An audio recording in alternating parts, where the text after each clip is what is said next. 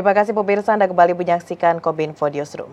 Pemirsa, tahapan pemilu 2024 telah berlangsung. Persiapan pemerintah untuk melaksanakan pemilu 2024 sesuai jadwal dan dalam iklim demokrasi yang sehat terus digencarkan. Lantas seperti apa kesiapan pemerintah, khususnya Kementerian Kominfo sebagai garda depan komunikasi publik untuk mensosialisasikan pemilu serta menjaga ruang digital jelang pemilu 2024? Kita akan simak perbincangan selengkapnya bersama rekan kami Bilqis Sabila langsung dari kantor Kementerian Kominfo Jakarta Pusat. Pemirsa, hari ini baru saja dilaksanakan penandatanganan nota kesepahaman atau MOU yang dilakukan antara Kementerian Kominfo Republik Indonesia dengan Polisi Republik Indonesia atau Polri. Namun kita ingin mengetahui seperti apa isi dari nota kesepahaman tersebut, seperti apa pula implementasi dan bagaimana ke depannya antara Kemenkominfo dengan Polri Republik Indonesia. Sudah bergabung bersama kami pada hari ini Dirjen IKP Kemenkominfo Republik Indonesia, Bapak Usman Kansong. Selamat malam Pak Dirjen. Selamat malam. Baik. Membahas mengenai MOU yang sudah kita saksikan bersama tadi Pak, antara Kemenkominfo dan juga Polri terkait implementasi apa saja yang nantinya yang akan diterapkan, kemudian dalam bidang apa saja Pak Dirjen? Ya, MOU ini sebetulnya spesifik terkait dengan suasana menyongsong pemilu ya. Ini tahun 2023 memang masih kurang lebih 1 tahun lagi pemilu, tetapi ini orang menyebutnya tahun politik. Nah, karena itu penting bagi Kominfo untuk menjalin kerjasama dalam bentuk MOU dengan sejumlah kementerian dan lembaga yang dalam hal ini dengan Polri. Ya, kenapa Polri penting? Karena kalau ada pelanggaran pidana di ruang digital itu yang turun ya, yang berfungsi itu adalah Polri ya, karena Kominfo ini kan bukan aparat penegak hukum gitu.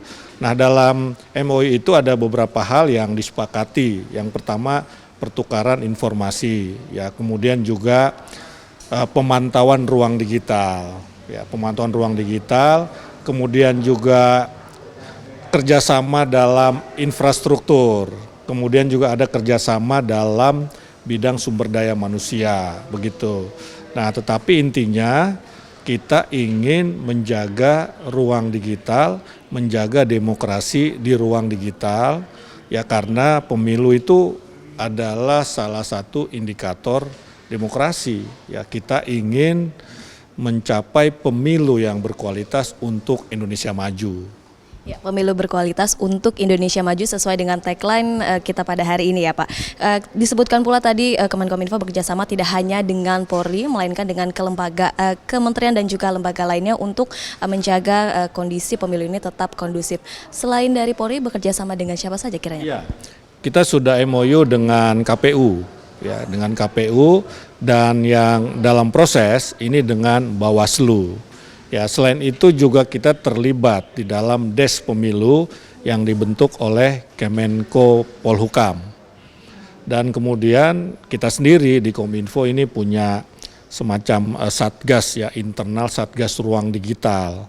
Nah, hal tersebut kita lakukan karena bagi Kominfo, bagi kita semua, kita tidak bisa menjaga demokrasi di ruang digital tanpa kolaborasi, tanpa kerjasama dengan berbagai kementerian lembaga, ya, dengan platform digital, dengan media, dengan LSM misalnya begitu, dan penyelenggara pemilu, dan ya juga dengan peserta pemilu, juga dengan seluruh masyarakat. Nah, karena itu kita banyak menjalin kerjasama yang sebagian dibentuk dalam Memorandum of Understanding begitu. Baik, kolaborasi ini terus dilakukan untuk terus menyukseskan kondisi pemilu ini agar tetap berjalan kondusif. Pak Dirjen, kita sebagai Kementerian Komunikasi dan Informatika tentunya turut masif menyosialisasikan kepada masyarakat. Bagaimana kiat dari Kemenkominfo untuk terus mensosialisasikan kepada masyarakat bahwa pemilu ini sebentar lagi akan dimulai gitu? Iya. Jadi ada 3 hal sebetulnya, 3 langkah yang dilakukan oleh Kominfo ya terkait dengan pemilu. Yang pertama adalah ini langkah atau kebijakan di hulu yang kita sebut langkah preventif begitu. Kita melakukan literasi digital. kita melakukan sosialisasi kepada masyarakat. Literasi digital itu kita lakukan agar ya masyarakat janganlah menebarkan hoax. Masyarakat ini dalam pengertian luas ya, termasuk partai politik, elit politik, kandidat, peserta pemilu, penyelenggara pemilu, begitu semua. Jadi dalam pengertian yang sangat luas begitu. Kita mengajak mereka, ayo dong kita mengisi ruang digital kita ini untuk hal-hal yang produktif, positif, kritis, optimistis begitu, untuk dalam konteks ini ya untuk pendidikan politik begitu ya. Nah, dan kita juga melakukan sosialisasi.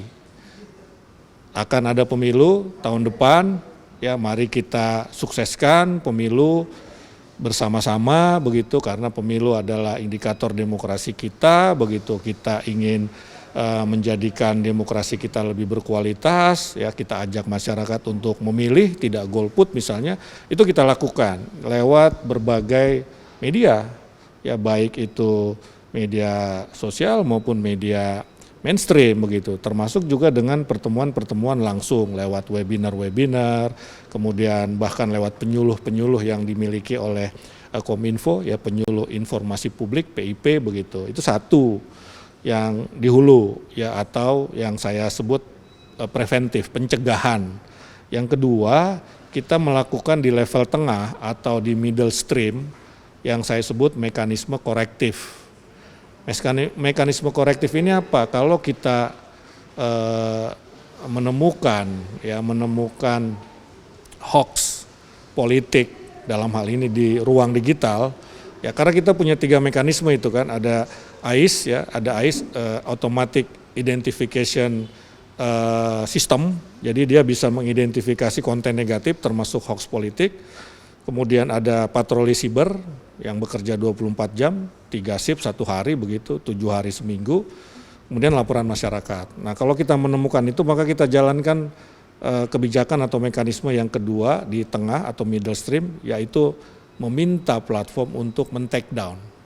Ya, untuk men-take down konten negatif terkait dengan politik atau hoax politik atau disinformasi politik. Nah, yang lain lagi di dalam middle stream ini kita melakukan yang kita sebut mekanisme cek fakta. Jadi kalau ada hoax kita langsung sampaikan ini salah loh. Setelah kita cek faktanya ini salah, kita bekerja sama juga dengan media-media arus utama ya, karena mereka punya mekanisme fact checking itu tadi. Kita sampaikan ke publik ini hoax, yang benar adalah ini gitu. Mekanisme korektif. Yang ketiga baru penegakan hukum. Penegakan hukum, Kominfo bisa nggak melakukan penegakan hukum? Bisa, tapi administratif. Misalnya memberi surat peringatan kepada platform, ya PSE begitu kan, penyelenggara sistem elektronik, atau menutup platform bisa saja ya, tetapi penegakan hukum dalam arti pidana itu yang melakukan Polri. Nah karena itu tadi kita bekerja sama dengan Polri.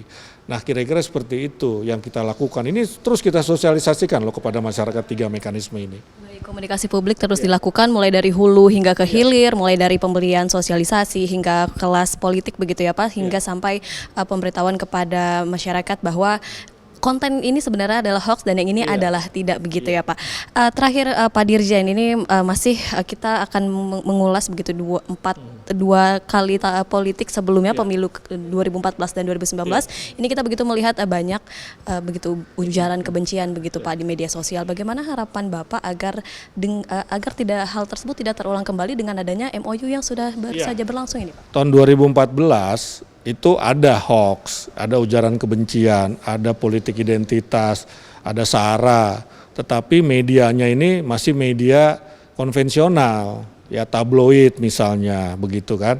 Nah tetapi di 2019 ini sudah menggunakan media sosial. Ya kalau menurut catatan Kominfo itu pada April 2019, April itu Pilpres, tanggal 17 April Pilpres itu ada 277 hoax politik.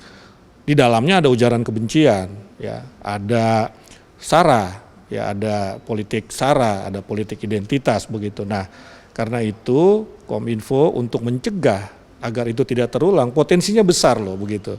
Ya, misalnya karena kampanyenya pendek begitu kan, jadi orang rame-rame, mumpung kesempatan nih katanya gitu, kampanye gitu kan. Kemudian transformasi digital ini kan kita bagus itu, 76% loh orang Indonesia yang menggunakan internet begitu, dan ada 70-an% lebih juga yang memiliki smartphone. Ya, jadi ada di ujung jari ini, ujaran kebencian itu sangat mudah. Nah karena itu kita melakukan edukasi, melakukan literasi kepada masyarakat. Ya ayolah kita isi ruang digital kita dengan konten-konten positif, konten kritis, konten yang produktif dan optimistis, ya sembari melakukan pendidikan politik kepada masyarakat begitu. Baik, dengan demikian Kementerian Kominfo memang tidak dapat bekerja sendiri begitu ya Pak. Perlu ada dari masyarakat sendiri juga yang untuk ikut menyukseskan pemilu 2024 ini.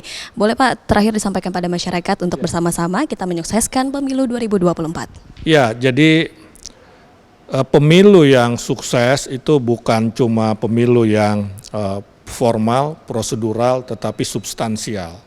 Dan demokrasi kita ini di seluruh dunia ini sedang mengalami istilahnya stagnasi, jalan di tempat, bahkan regresi atau kemunduran. Ya, nah karena itu mari kita jaga demokrasi kita, dan penyebab kemunduran itu salah satunya disinformasi loh, hoax. Nah karena itu mari kita jaga demokrasi kita, bila perlu kita bisa tingkatkan kualitas demokrasi kita dengan tidak menyebarkan disinformasi di media sosial, di ruang digital. Dengan demikian maka pemilu dan demokrasi kita terjaga, bahkan kualitasnya bisa meningkat. Dan sekali lagi kita harus bersama-sama melakukan itu. Tidak bisa Kominfo sendiri, Polri sendiri, begitu Bawaslu sendiri, KPU sendiri, pemerintah sendiri, tetapi seluruh masyarakat termasuk elit politik, partai politik, peserta pemilu begitu. Baik, dengan melakukan hal kecil seperti tidak menyebarkan disinformasi ini dapat menyukseskan pemilu 2024 yang berkualitas untuk memajukan Indonesia, begitu ya Pak. Terima kasih banyak Pak Dirjen telah bergabung bersama kami dalam Kominfo Newsroom. Salam sehat selalu Pak.